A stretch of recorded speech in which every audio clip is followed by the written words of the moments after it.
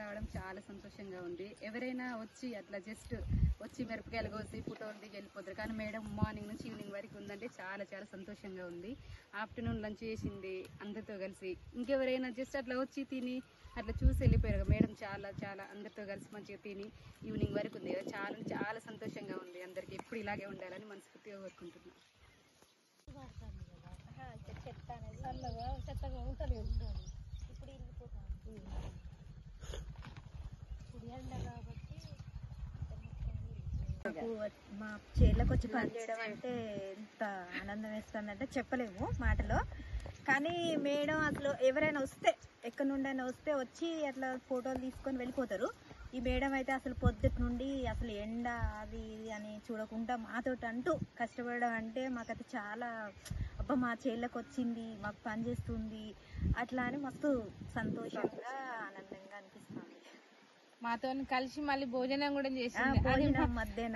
అందులో ఏం బాధపడకుండా మేము వండింది మాతోని, పచ్చడి అయినా ఏదైనా మాతో కలిసి తిన్నది. పొద్దున్న దాకా ఎండనకుండా మాతో నుండి పొద్దున్న నుంచి సాయంత్రం వరకు మిరపకాయలు ఏరుకుంటున్నది అక్క. చాలా థ్యాంక్స్ అక్క. ఎప్పటికీ నేను మీ అందరికి థ్యాంక్ యూ చెప్పాలి, నాకు అవకాశం ఇచ్చిండ్రు. Thank you. ఇప్పటికీ అసలుకి కష్టం అనేది మనకు కాదు, మన పొలాలలో మనం కష్టపడి ఇతరులకు అందరికీ అన్నం పెడుతున్నాము. రైతులు అనే వాళ్ళు ఎప్పటికీ అన్నదాతలే, అందరికీ దాతలు మీరు. మీకు నేను చేయడంలో అంటే పొద్దుటి నుండి సాయంత్రం వరకు చేసేది నా వంతు జస్ట్ సమాజానికి తెలియజేసేయాలి. అంటే ఒక రైతన్న లేనిది మనం లేము, తను లేనిది మనకు అన్నం లేదు అనే ఒక భావన నాది. అదే భావనను ముందుకు చెప్పాలని మీతో పొద్దుటి నుండి సాయంత్రం వరకు చేసినందుకు నాకు కూడా చాలా హ్యాపీగా ఉంది. అంతకంటే ఎక్కువ మనము ఎంత సంపాదించుకున్నాము, ఎంత డబ్బులని కాదు, ఎంత మందిని సంపాదించుకున్నాము అంటే మాకు పొద్దుల్లా మాతోటి వచ్చి పని చేసినందుకు మాకు సంతోషంగా ఉన్నది, చాలా సంతోషంగా. ఇక పొద్దుల్లా ఎవరైనా ఉంటారా ఇట్లా జాబ్ చేసేవాళ్ళు, ఎవరు ఉండరు కదా, మాకు ఎంతో సంతోషంగా ఉన్నది. అక్క ఒక హోదాలుండి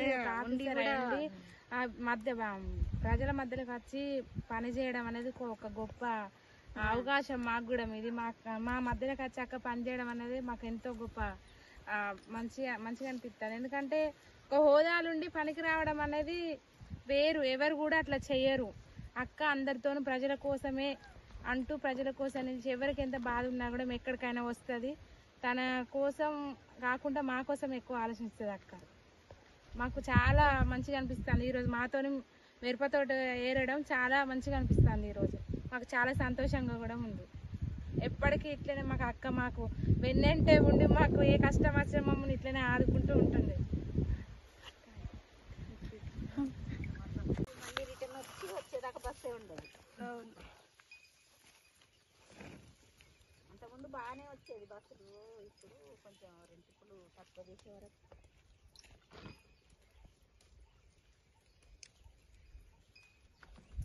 సూత్రం ఉంటుంది, పండుకున్నారంటే కథ ఏదో బీరు సీసాలు నీళ్ళు పోసుకుంటా 250